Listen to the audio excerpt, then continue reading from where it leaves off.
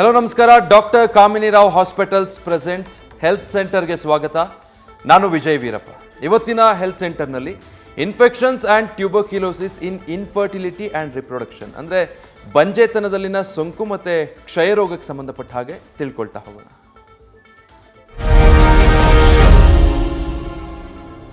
ಈ ಬಗ್ಗೆ ತಿಳಿಸ್ಕೊಡೋದಕ್ಕೆ ನಮ್ಮ ಜೊತೆಗೆ ಡಾಕ್ಟರ್ ಶಾಂತಲಾ, ಸೀನಿಯರ್ ಕನ್ಸಲ್ಟೆಂಟ್, ಕಾರ್ಯಕ್ರಮದಲ್ಲಿದ್ದಾರೆ. Hello madam, welcome to the show.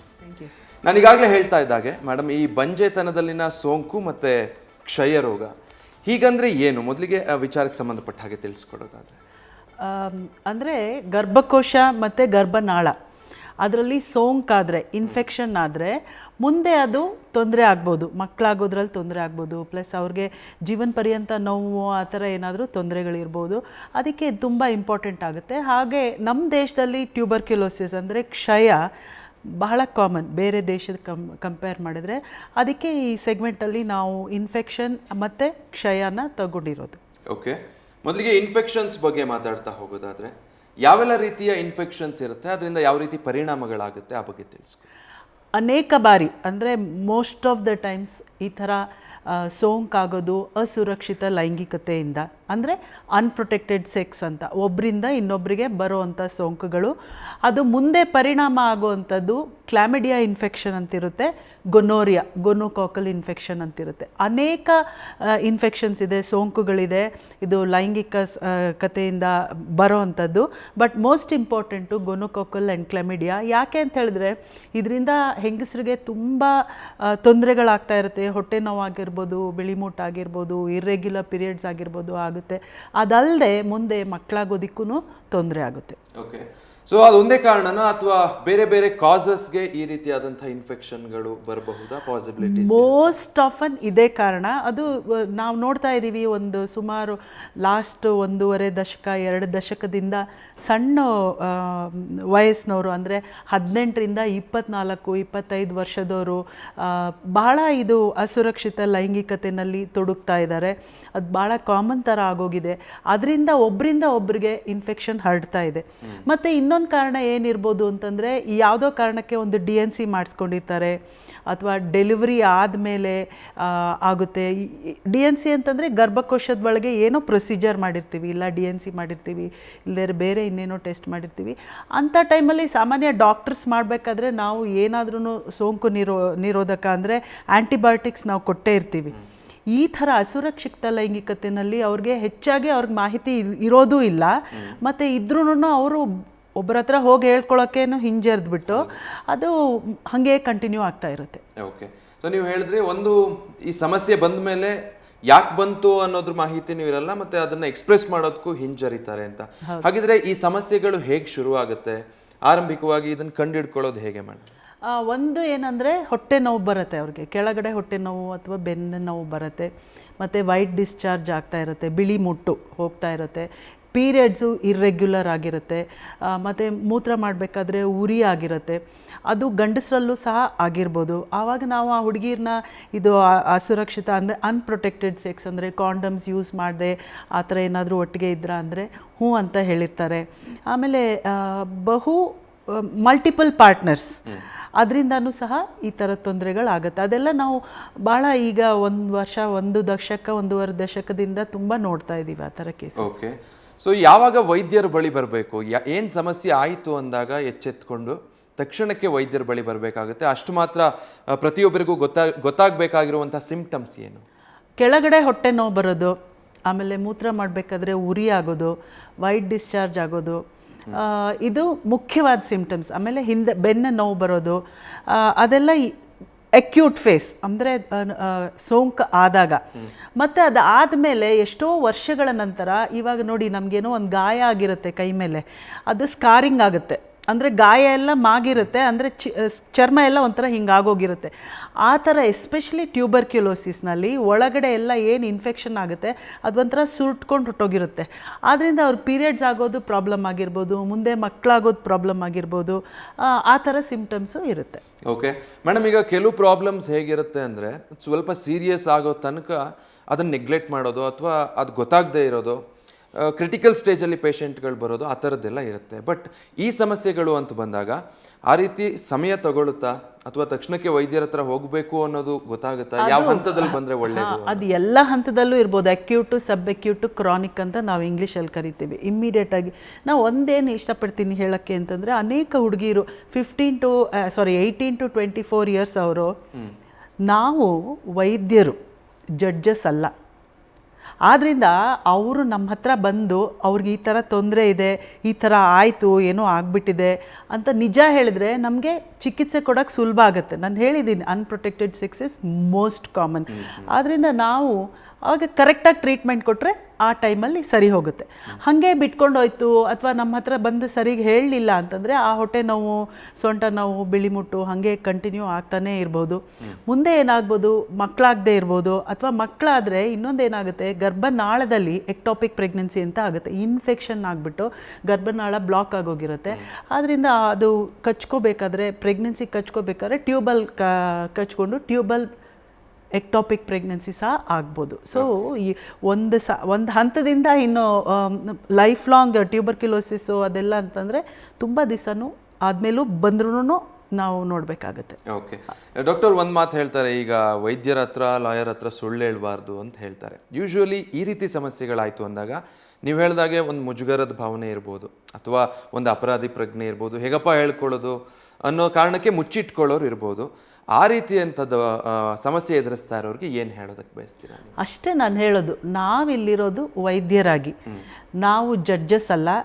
ನೀವು ಯಾಕೆ ಈ ಥರ ಮಾಡಿದ್ರಿ ಅಂತ ಕೇಳೋದಿಲ್ಲ. ಅದಾಯಿತು, ಇವಾಗ ಮುಂದೆ ನೀವು ಏನು ಮಾಡಬೇಕು, ಯಾವ ಥರ ಚಿಕಿತ್ಸೆ ತೊಗೋಬೇಕು. ಯಾಕೆಂದರೆ ಎಷ್ಟೊಂದು ಒಂದು ಲೈಂಗಿಕ ತೊಂದರೆ ಆಯಿತು ಅಂತಂದರೆ ಒಂದೇ ಒಂದು ಇನ್ಫೆಕ್ಷನ್ ಸಾಮಾನ್ಯ ಬರಲ್ಲ, ಎಲ್ಲ ಒಟ್ಟಿಗೆ ಬಂದಿರ್ಬೋದು.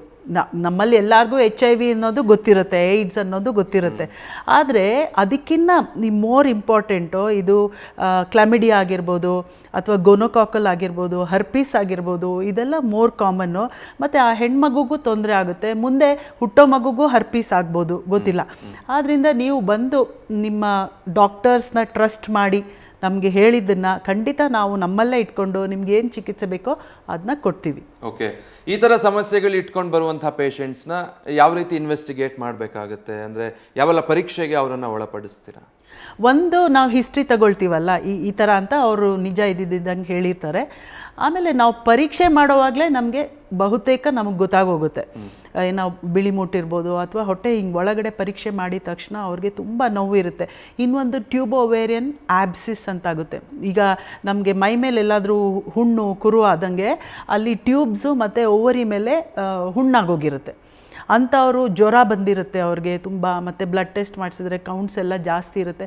ಬಹುತೇಕ ನಾವು ಈ ಕ್ಲಮಿಡಿಯಾ ಇದೆಯಾ, ಗೋನೋಕಾಕಲ್ ಇದೆಯಾ ಅಂತಂದ್ಬಿಟ್ಟು ನಾವು ಅದನ್ನೆಲ್ಲ ಒಳಗಡೆಯಿಂದ ಪರೀಕ್ಷೆ ಮಾಡೋಕ್ಕೆ ಹೋಗಲ್ಲ ನಮ್ಮ ದೇಶದಲ್ಲಿ. ಯಾಕೆಂದರೆ ನಾವು ಅದನ್ನು ನೋಡಿದ್ರೆ ನಮಗೆ ಗೊತ್ತಾಗುತ್ತೆ. ಅದಕ್ಕೂ ಸಹ ಟೆಸ್ಟ್ಗಳಿದ್ದಾವೆ. ಯಾಕೆ ನಾವು ಮಾಡೋದಿಲ್ಲ ಅಂದರೆ ಇಮಿಡಿಯೇಟಾಗಿ ನಾವು ಟ್ರೀಟ್ಮೆಂಟ್ ಕೊಡಬೇಕು. ಅದು ರಿಪೋರ್ಟ್ ಬರೋವರೆಗೂ ನಾವು ಕಾಯೋಕ್ಕಾಗಲ್ಲ. ಸೊ ಇಮಿಡಿಯೇಟಾಗಿ ನಮಗೆ ಕ್ಲಿನಿಕಲ್ ಸಸ್ಪಿಷನ್ ತುಂಬ ಇಂಪಾರ್ಟೆಂಟು. ನಾವು ನೋಡಿದಾಗ ಇದು ಈ ಥರ ಇರ್ಬೋದು ಅಂತಂದ್ಬಿಟ್ಟು ಕ್ಲಿನಿಕಲ್ ಸಸ್ಪಿಷನ್ ಇಂಪಾರ್ಟೆಂಟು ಒಂದು. ಇನ್ನೊಂದು ಸತಿ ಅನೇಕ ಹೆಣ್ಮಕ್ಳು ಬರ್ತಾರೆ, ಅಥವಾ ದೌರ್ಜನ್ಯಕ್ಕೆ ಒಳಗಾಗಿರೋರು ಇರ್ಬೋದು, ನಮಗೆ ಇದು ಒಂದು ಸೆಕ್ಷುಲಿ ಟ್ರಾನ್ಸ್ಮಿಟೆಡ್ ಇನ್ಫೆಕ್ಷನ್ಗೆ ಒಂದು ಬ್ಲಡ್ ಟೆಸ್ಟ್ ಮಾಡಿಸಿ ಅಂತ ಬರ್ತಾರೆ. ಇದನ್ನು ನಾನೇನು ಹೇಳೋಕ್ಕೆ ಇಷ್ಟಪಡ್ತೀನಿ ಅಂದರೆ, ಆವಾಗ ನಾವು ಮಾಡಿಸಿದ್ರು ಮತ್ತೆ ಅದನ್ನು 3 to 6 months ಆದಮೇಲೆ ತಿರ್ಗಾ ರಿಪೀಟ್ ಮಾಡಿಸ್ಬೇಕಾಗುತ್ತೆ. ಇದೆಲ್ಲ ಇನ್ಫೆಕ್ಷನ್ನು ಬ್ಲಡ್ಡಲ್ಲಿ ಕಾಣಿಸ್ಬೇಕಾದ್ರೆ HIV ಆಗಲಿ, ಸಿಫಿಲಿಸ್ ಆಗಲಿ, ಅದು ಸ್ವಲ್ಪ ಟೈಮ್ ತೊಗೊಳುತ್ತೆ. ಓಕೆ ಡಾಕ್ಟರ್, ಇಫ್ ಇಗ್ನೋರ್ಡ್ ಅಥವಾ ಡಿಲೇಡ್ ಏನೆಲ್ಲ ಕಾಂಪ್ಲಿಕೇಶನ್ಸ್ ಫೇಸ್ ಮಾಡ್ತಾ ಹೋಗಬೇಕಾಗುತ್ತೆ ಈ ಪ್ರಾಬ್ಲಮ್ಸ್ ಬಂದಾಗ? ಅದೇ ಒಂದು CPP ಅಂತ ಹೇಳ್ತೀವಿ, ಕ್ರಾನಿಕ್ ಪೆಲ್ವಿಕ್ ಪೇನ್ ಅಂತ. ಅವ್ರಿಗೆ ಯಾವಾಗಲೂ ಹೊಟ್ಟೆ ನೋವು ಇರುತ್ತೆ, ಅಥವಾ ಸುಸ್ತಾಗ್ತಾ ಇರುತ್ತೆ, ಸೊಂಟ ನೋವು ಇರುತ್ತೆ, ಪೀರಿಯಡ್ಸು ಹೆವಿ ಆಗ್ತಾ ಇರುತ್ತೆ, ಅಥವಾ ಈ ಹೊಟ್ಟೆ ಸೈಡಲ್ಲಿ ಗಡ್ಡೆ ಇರುತ್ತೆ. ಆಮೇಲೆ ಎಕ್ಟಾಪಿಕ್ ಪ್ರೆಗ್ನೆನ್ಸಿ ಆಗುತ್ತೆ. ಇವಾಗ ಇನ್ಫೆಕ್ಷನ್ ಆದರೆ ಮುಂದಿನ ತಿಂಗಳೇ ಎಕ್ಟಾಪಿಕ್ ಪ್ರೆಗ್ನೆನ್ಸಿ ಆಗಬೇಕು ಅಂತೇನಿಲ್ಲ. ನಾನು ಹೇಳಿದ್ನಲ್ಲ, ಸ್ಕಾರಿಂಗ್ ಆಗೋಗಿರುತ್ತೆ. ಅದು 6 ತಿಂಗಳಾದ್ಮೇಲೆ ಆಗ್ಬೋದು, 8 ತಿಂಗಳಾದ್ಮೇಲೆ ಆಗ್ಬೋದು, ಟ್ರೀಟ್ಮೆಂಟ್ ತೊಗೊಂಡಿಲ್ಲದೆ ಇದ್ದಾಗ. ಸೊ ಎಕ್ಟಾಪಿಕ್ ಪ್ರೆಗ್ನೆನ್ಸಿ ಆಗ್ಬೋದು, ಅಥವಾ ಪ್ರೆಗ್ನೆನ್ಸಿ ಆಗೋಕ್ಕೇ ತೊಂದರೆ ಆಗ್ಬೋದು. ಓಕೆ, ಈ ಟ್ಯೂಬರ್ಕ್ಯುಲೋಸಿಸ್ ವಿಚಾರಕ್ಕೆ ಬರೋದಾದರೆ ಯಾವ ರೀತಿ ಸಮಸ್ಯೆಗಳನ್ನು ಉಂಟು ಮಾಡುತ್ತೆ, ಮತ್ತು ಇದೆರಡಕ್ಕೂ ಕಾಮನ್ ಫ್ಯಾಕ್ಟರ್ಸೇ ಇರುತ್ತಾ, ರೀಸನ್ಸ್ ಅಥವಾ ಕಾಸಸ್ ಬಂದು? ಒಂದು, ಈ ಕ್ಲಾಮಿಡಿಯಾ ಗೋನೋಕಾಕಲಲ್ಲಿ ತುಂಬ ಸಿಂಪ್ಟಮ್ಸ್ ಆಗಿ ಬರ್ತಾರೆ, ಹೊಟ್ಟೆ ನೋವು ಆ ಥರ ಹಂಗೆ ಬರ್ತಾರೆ. ಟ್ಯೂಬರ್ಕ್ಯುಲೋಸಿಸಲ್ಲಿ ಆ ಥರ ಸಿಮ್ಟಮ್ಸಸ್ ಜಾಸ್ತಿ ಇರಲ್ಲ. ಅವ್ರಿಗೆ ಯಾವಾಗಲೋ ಸಣ್ಣವರಿದ್ದಾಗಲೋ ಅಥವಾ ಹದಿಹರಿಯದಲ್ಲೋ ಒಂದು ಟಿ ಬಿ ಬಂದಿರುತ್ತೆ, ಕೆಮ್ಮಾಗಿರುತ್ತೆ, ಪಲ್ಮನರಿ ಟ್ಯೂಬರ್ಕ್ಯುಲೋಸಿಸ್ ಆಗಿರುತ್ತೆ, ಅಥವಾ ಕತ್ತಲ್ ಗಂಟಾಗಿರುತ್ತೆ, ಅದಕ್ಕೆ ಟ್ರೀಟ್ಮೆಂಟ್ ತೊಗೊಂಡಿರ್ತಾರೆ, ಹೊಟ್ಟೆ ನೋವು ಅಂತ ಅದಕ್ಕೆ ಟ್ರೀಟ್ಮೆಂಟ್ ತೊಗೊಂಡಿರ್ತಾರೆ. ಅದು ಹೆಂಗೋ ಹೋಗಿ ಅದು ಗರ್ಭಕೋಶದಲ್ಲೂ ಕೂತ್ಕೊಂಡ್ಬಿಟ್ಟಿರುತ್ತೆ ಇನ್ಫೆಕ್ಷನ್ನು, ಅವ್ರಿಗೆ ಗೊತ್ತೇ ಆಗಲ್ಲ. ಆಮೇಲೆ ನಾವು ಈ ಥರ ಯಾಕೆ ಇವ್ರಿಗೆ ಮಕ್ಕಳಾಗಿಲ್ಲ ಅಥವಾ ಯಾಕೆ ಇವ್ರಿಗೆ ಯಾವಾಗಲೂ ಹೊಟ್ಟೆ ನೋವು ಬರ್ತಾಯಿದೆ ಅಂತ ನಾವು ಪರೀಕ್ಷೆ ಮಾಡಿದಾಗ ಆವಾಗ ಬರೀ ಪರೀಕ್ಷೆನಲ್ಲೂ ಗೊತ್ತಾಗಲ್ಲ. ಆವಾಗ ನಾವು ಒಂದು DNC ಅಂತಂದರೆ ಗರ್ಭಕೋಶದ ಲೈನಿಂಗ್, ಈಗ ನಮ್ಮ ಬಾಯಿಯೊಳಗೆ ಯಾವ ಥರ ಮ್ಯೂಕೋಸ ಇರುತ್ತೆ ಹಂಗೆ ಗರ್ಭಕೋಶದ ಒಳಗೂ ಇರುತ್ತೆ, ಅದನ್ನು ತೆಗೆದುಬಿಟ್ಟು ಪರೀಕ್ಷೆ ಮಾಡಿದಾಗ ಈಗೆಲ್ಲ ತುಂಬ ಫಾಸ್ಟ್ ಆ್ಯಂಡ್ ರಿಲಯಬಲ್ ಟೆಸ್ಟ್ ಬರುತ್ತೆ, ಜೀನ್ ಎಕ್ಸ್ಪರ್ಟು, ಲ್ಯಾಂಪು ಅಂತ ಎಲ್ಲ ಬರುತ್ತೆ. ಅದರಲ್ಲಿ ನಮಗೆ ಗೊತ್ತಾಗುತ್ತೆ ಇವ್ರಿಗೆ TB ಇದೆ ಅಂತ, ಅಂಥವ್ರಿಗೆ ನಾವು ಟ್ರೀಟ್ಮೆಂಟ್ ಕೊಡಬೇಕಾಗುತ್ತೆ. ಓಕೆ, ಈಗೊಬ್ರು ಕಾಲರ್ ಇದ್ದಾರೆ, ತಿಪ್ಟೂರಿಂದ ಗೀತಾ ಅಂತ ಹೇಳಿ ಕರೆ ಮಾಡಿದ್ದಾರೆ. ಗೀತಾ ಅವರೇ ನಮಸ್ತೆ. ನಮಸ್ತೆ ಸರ್. ಮೇಡಮ್ ಇದ್ದಾರೆ, ನಿಮ್ಮ ಸಮಸ್ಯೆ ಏನಿದೆ ಕೇಳಿ ಮೇಡಮ್. ಸರಿ ಸರಿ, ನಮಸ್ತೆ ಮೇಡಮ್. ನಮಸ್ಕಾರ, ಹೇಳಿ ಗೀತಾ. ಸರ್ ಮೇಡಮ್, ನನಗೆ 1 ಸ್ಟೇಜ್ ಇತ್ತು, ಗರ್ಭಕೋಶ ಆಪರೇಷನ್ ಆಗಿದೆ. ಈಗಲೂ ಟೆಸ್ಟಿಗೆ ಹೋಗ್ತಾ ಇದ್ದೀನಿ, ನಾರ್ಮಲ್ ಇದೆ. ಆದ್ರೆ ಎಕ್ಸರ್ಸೈಸ್ ಅವೆಲ್ಲ ನಾವು ಮಾಡ್ಬೋದಾ ಮೇಡಮ್? ಅರೆ ತೊಂದರೆ ಏನಿಲ್ವಾ? ಆಪರೇಷನ್ ಆಗಿ ಎಷ್ಟು ತಿಂಗಳಾಯ್ತು ಅಥವಾ ಎಷ್ಟು ವಾರಗಳಾಯ್ತು? 2 ವರ್ಷ ಆಯ್ತು ಮೇಡಮ್ ಅರೆ ಆಪರೇಷನ್ ಆಗಿ. ಇವಾಗ ಎಕ್ಸರ್ಸೈಸ್ ಮಾಡ್ಬೋದಾ ಅಂತ ಕೇಳ್ತಿದ್ದೀರಾ?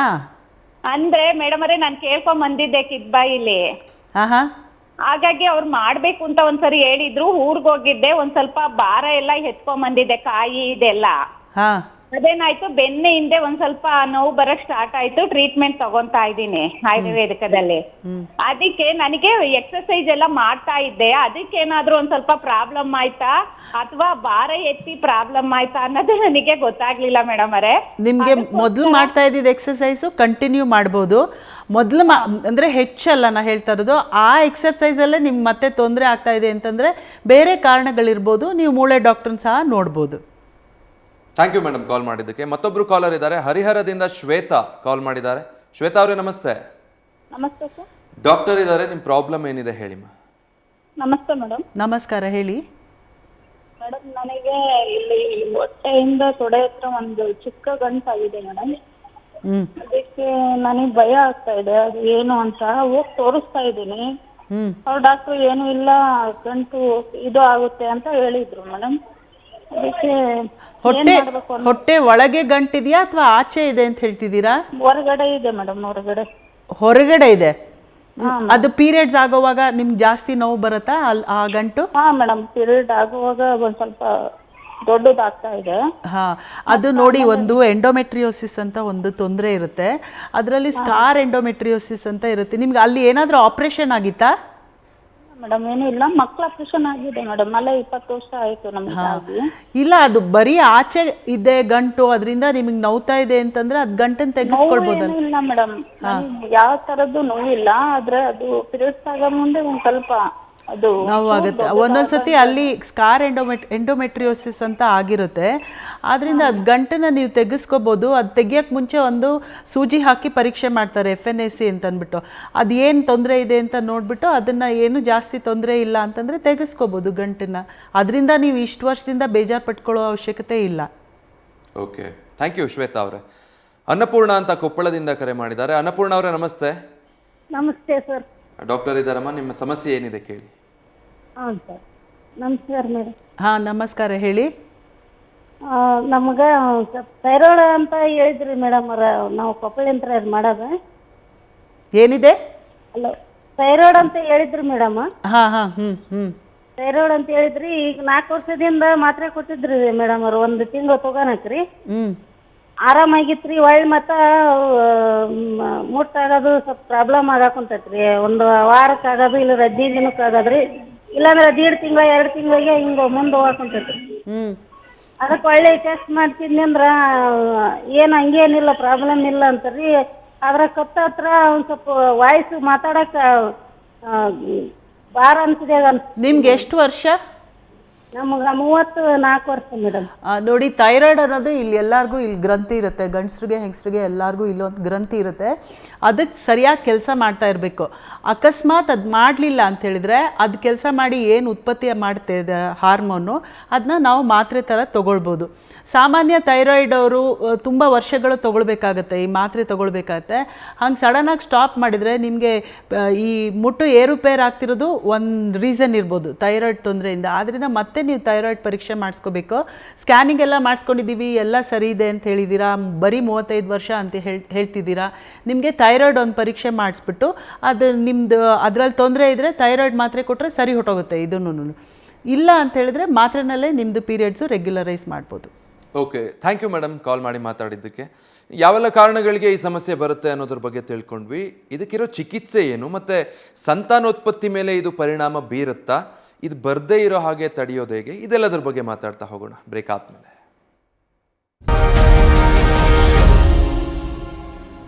Welcome back. ಮತ್ತೊಬ್ರು ಕಾಲರ್ ಇದ್ದಾರೆ, ಗೌರಮ್ಮ ಅಂತ, ಪಾವಗಡದಿಂದ ಕರೆ ಮಾಡಿದ್ದಾರೆ. ಗೌರಮ್ಮ ಅವರೇ ನಮಸ್ತೆ. ನಮಸ್ತೆ ಸರ್.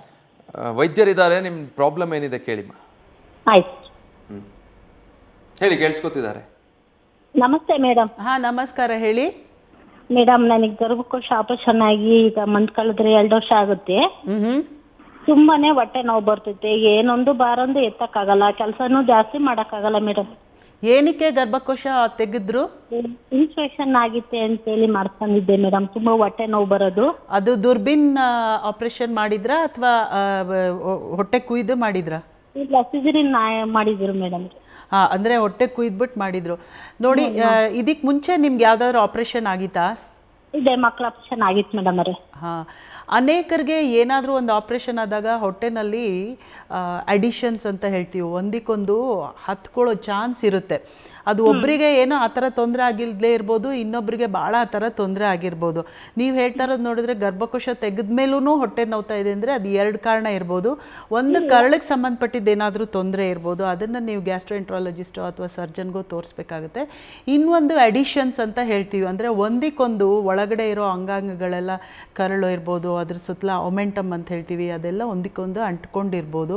ಅದಕ್ಕೇನಾದರೂ ಚಿಕಿತ್ಸೆ ಮಾಡಬೇಕಾಗ್ಬೋದು. ಆದ್ದರಿಂದ ನೀವು ಜನರಲ್ ಸರ್ಜನ್ನ ಒಂದ್ಸತಿ ನೋಡೋದು ಒಳ್ಳೆಯದು.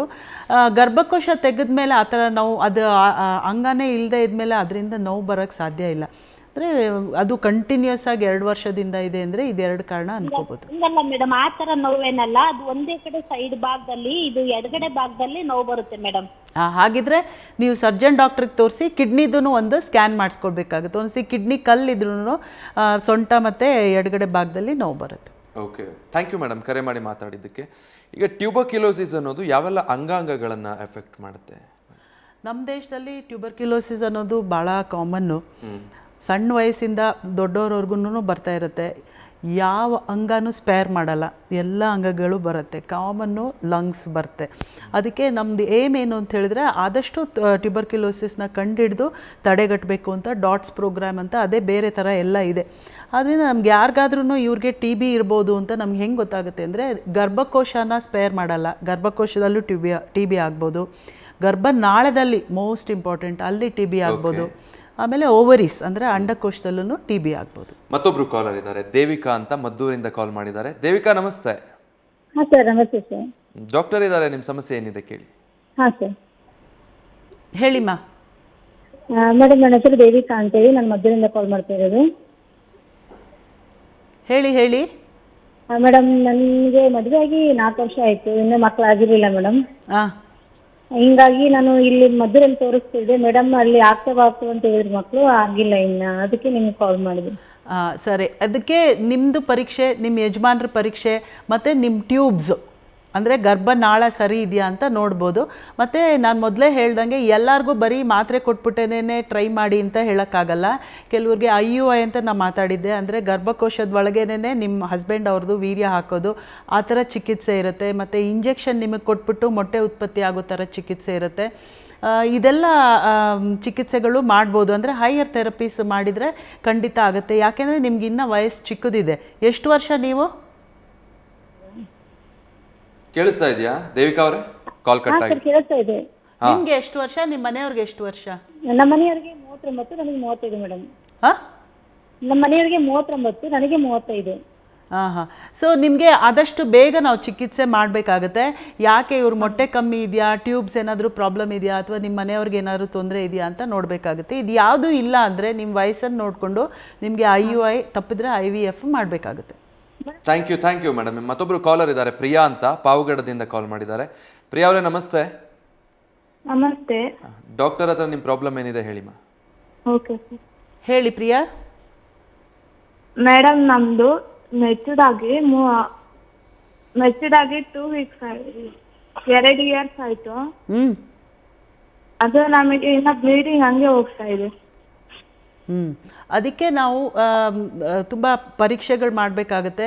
ಸಾಮಾನ್ಯವಾಗಿ ಒಂದು ಮೆಚ್ಯೂರ್ ಆಗಿ ಒಂದು 8 ವರ್ಷದವರೆಗೂ, ಅಂದರೆ 18 ವರ್ಷ 19 ವರ್ಷದವರೆಗೂ ಸ್ವಲ್ಪ ಲೇಟಾಗಿ ಬರ್ತಾ ಇದೆ ಅಂತಂದರೆ ಅಂಥವ್ರಿಗೆ ಪರವಾಗಿಲ್ಲ, ನಾವು ಇನ್ನೂ ಎಲ್ಲ ಬಲಿಬೇಕು ಅಂತ ಹೇಳ್ತೀವಿ. ಆದರೆ ಈ ಥರ ಬೇಗ ಆಗ್ತಿದೆ ಅಂತಂದರೆ ಬೇರೆ ಕಾರಣಗಳಿರ್ಬೋದು. ಆಮೇಲೆ ಅದು ನಿಮಗೆ ರಕ್ತನೂ ಕಮ್ಮಿ ಮಾಡಿಬಿಡ್ಬೋದು. ಹೀಗೆ 15 ಡೇಸು 20 ಡೇಸಿಗೆ ಒಂದು ಸತಿ ಹಾಗೆ ಪೀರಿಯಡ್ ಆಗ್ತಾಯಿದೆ ಅಂತ. ಆದ್ದರಿಂದ ಒಂದು ಬೇಸಿಕ್ ಒಂದು ಸ್ಕ್ಯಾನು, ಥೈರಾಯ್ಡ್ ಟೆಸ್ಟು ಮಾಡಿಸ್ಕೊಂಡು ಎಲ್ಲ ಸರಿ ಇದೆ ಅಂತಂದರೆ ನಿಮ್ಮ ತೊಂದರೆನ ಖಂಡಿತ ಮಾತ್ರೆನಲ್ಲೇ ಸರಿ ಮಾಡ್ಬೋದು. Thank you madam. ಶ್ರೀದೇವಿ ಅಂತ ಕನಕಪುರದಿಂದ ಕಾಲ್ ಮಾಡಿದ್ದಾರೆ. ಶ್ರೀದೇವಿ ಅವರೇ, ಡಾಕ್ಟರ್ ಇದ್ದಾರೆ, ನಿಮ್ಮ ಸಮಸ್ಯೆ ಏನಿದೆ ಕೇಳಿ.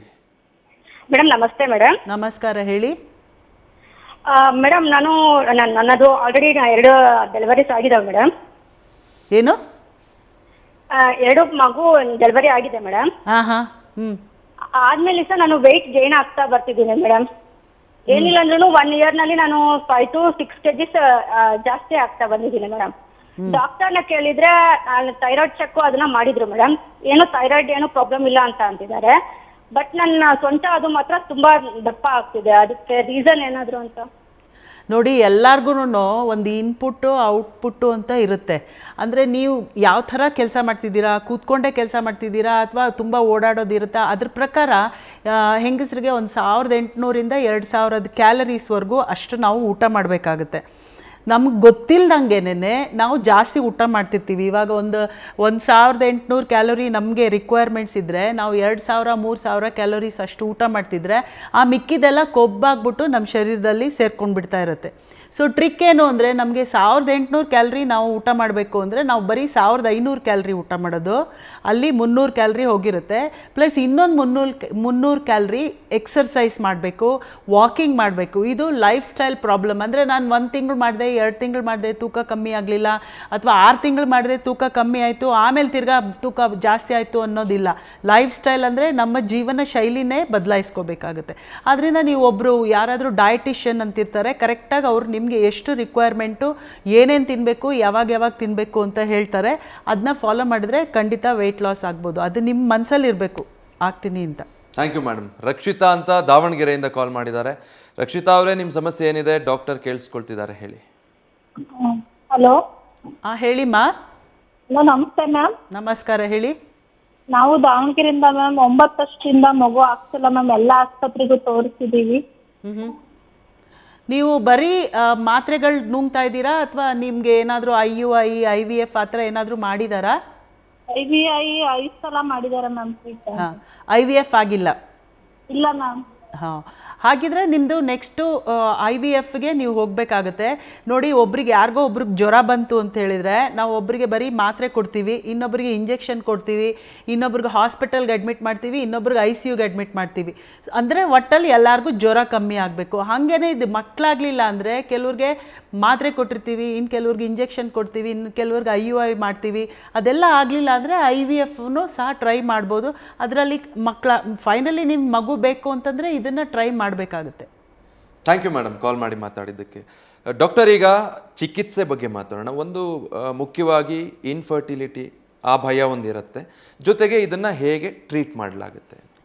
ಬರೀ ಇನ್ಫರ್ಟಿಲಿಟಿ ಅಲ್ಲ, ಇನ್ನೊಂದು ನಾನು ಹೇಳಿದೆ ಅಸುರಕ್ಷಿತ ಲೈಂಗಿಕತೆ ಅಂತ, ಅನ್ಪ್ರೊಟೆಕ್ಟೆಡ್ ಸೆಕ್ಸಿಂದ ಪ್ರೆಗ್ನೆನ್ಸಿ ಆಗೋ ಚಾನ್ಸ್ ಇರುತ್ತೆ. ಇವ್ರೇನು ಮಾಡ್ತಾರೆ, ಪ್ರೆಗ್ನೆನ್ಸಿ ಆಗಿದೆ ಅಂತ ಹೇಳ್ಬಿಟ್ಟು ಅವರೇ ಹೋಗಿ ಮಾತ್ರೆ ತೊಗೊಳ್ಳೋದು, ಅವರೇ ಹೋಗಿ ಎಲ್ಲೋ ಅಬಾರ್ಷನ್ ಮಾಡಿಸ್ಕೊಳ್ಳೋದು ಮಾಡಿದಾಗ ಅದರಿಂದ ಸಹ ಸೋಂಕು ಆಗೋ ಸಾಧ್ಯತೆ ಇರುತ್ತೆ. ಆದ್ದರಿಂದ ಅವ್ರು ಬಂದು ನಮ್ಮ ಹತ್ರ ಈ ಥರ ಆಯಿತು ಹೀಗೆ ಅಂತ ಹೇಳಿದ್ರೆ ಫಸ್ಟ್ ನಾನು ಹೇಳಿದ್ನಲ್ಲ, ಪರೀಕ್ಷೆನಲ್ಲೇ ನಮ್ಗೆ ಗೊತ್ತಾಗುತ್ತೆ. ಸೊ ನಾವು ಬ್ಲಡ್ ಟೆಸ್ಟ್ ಮಾಡಿ ಇನ್ನೊಂದು ದಿವಸ ಬನ್ನಿ ರಿಪೋರ್ಟ್ ನೋಡೋದು ಆ ಥರ ಮಾಡಲ್ಲ. ನಮಗೆ ಈ ಥರ ಹಿಸ್ಟ್ರಿ ಇದೆ, ಈ ಥರ ಇವ್ರಿಗೆ ಇವಾಗ ಇನ್ಫೆಕ್ಷನ್ ಅಕ್ಯೂಟ್ ಆಗಿದೆ ಅಂದರೆ ಇಮ್ಮಿಡಿಯೇಟಾಗಿ ಯಾವ್ಯಾವ ಕೀಟಾಣುಗಳಿಂದ ಇನ್ಫೆಕ್ಷನ್ ಆಗಿರುತ್ತೆ ಅದಕ್ಕೆಲ್ಲ ಇಮ್ಮಿಡಿಯೇಟಾಗಿ ಟ್ರೀಟ್ಮೆಂಟ್ ಕೊಟ್ಬಿಡ್ತೀವಿ ಒಂದು. ಆಮೇಲೆ ಇವ್ರಿಗೆ ನಾವು ಹೇಳಬೇಕು, ಕೌನ್ಸಿಲಿಂಗ್ ಮಾಡಬೇಕು, ಆಪ್ತ ಸಮಾಲೋಚನೆ ಮಾಡಬೇಕು, ಇದೆಲ್ಲ ಈ ಥರ ಮಾಡಿದರೆ ಹಿಂಗಾಗುತ್ತೆ ಅಂತ. ಇನ್ನು ಟ್ಯೂಬರ್ಕ್ಯುಲೋಸಿಸ್ಸು ಆ ಥರ ಬಂದಿದ ತಕ್ಷಣ ನಮಗೆ ಕಂಡುಹಿಡಿಯೋಕ್ಕಾಗಲ್ಲ. ಹಿಸ್ಟ್ರಿ ಇರ್ಬೋದು, ಎಷ್ಟೊಂದು ಜನಕ್ಕೆ ಹಿಸ್ಟ್ರಿ ಇಲ್ಲದೆ ಇರ್ಬೋದು. ನಾವು ಹಿಸ್ಟ್ರೋಸ್ಕೋಪಿ ಅಂತ ಮಾಡಿ ಅದು ಟೆಸ್ಟ್ ಮಾಡಿದ್ಮೇಲೆ TB ಇದೆ ಅಂತ ಮಾಡಿದ್ಮೇಲೆ ಟ್ರೀಟ್ಮೆಂಟ್ ಕೊಡಬೇಕಾಗುತ್ತೆ. ಸೊ ಇವತ್ತಿನ ಕಾರ್ಯಕ್ರಮದಲ್ಲಿ ಭಾಗಿಯಾಗಿ ಈ ಬಗ್ಗೆ ಸಾಕಷ್ಟು ವಿಚಾರಗಳು ತಿಳಿಸ್ಕೊಟ್ರಿ. Thank you doctor. Thank you so much.